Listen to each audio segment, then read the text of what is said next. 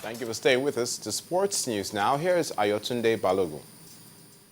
Yes, time now for some sports news, and kicking off with football from the home front.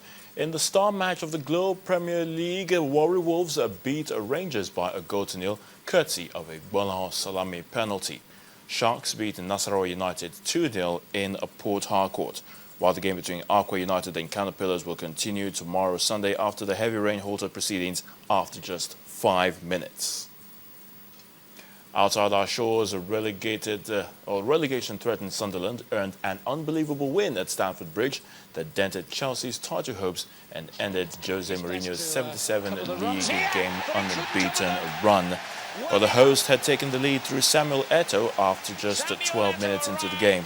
But Conor Wickham leveled scores for the Black Cats much later in the game. And in the 82nd minute, Italian international Fabio Borini scored from the spot to give the Black Cats a memorable win.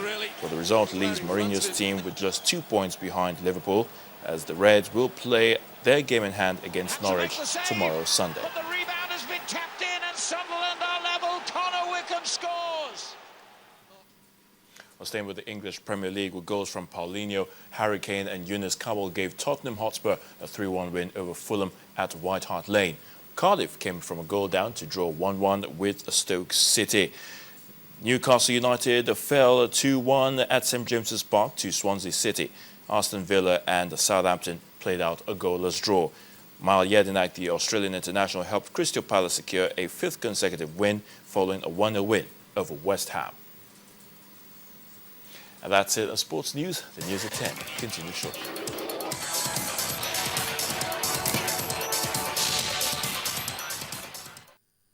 On the foreign scene, South Korean authorities involved in the Wednesday sunken ship disaster say the recovery operation may take up to 2 months. Divers are battling strong currents and poor visibility to reach 269 missing passengers. 33 of them are confirmed dead.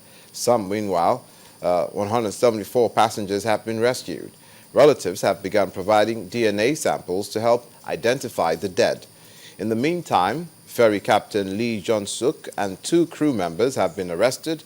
Mr. Lee says he delayed the evacuation, fearing passengers will drift away. He faces charges including negligence of duty and violation of maritime law.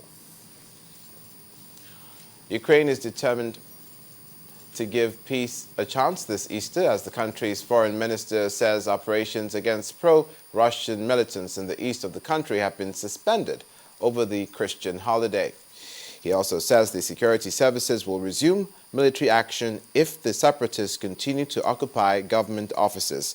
They are refusing to leave buildings in several cities, defying an agreement reached on Thursday to ease the crisis. The U.S. has threatened more sanctions if Russia fails to abide by the agreement. The Kremlin responded by accusing the White House of treating Moscow like a guilty schoolboy. In a separate development, Russian President Vladimir Putin said he would award medals to Russians who took part in the seizure of Crimea from Ukraine last month. Ukraine has been in crisis since President Viktor Yanukovych was toppled in February. And the main news again. The president has said that attacks by terrorists and their allies are not capable of distracting him from moving the country forward.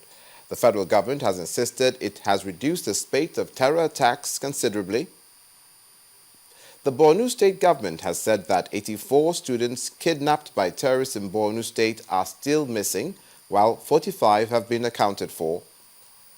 And South Korean officials have said that a rescue operation at the capsized ferry may take 2 months.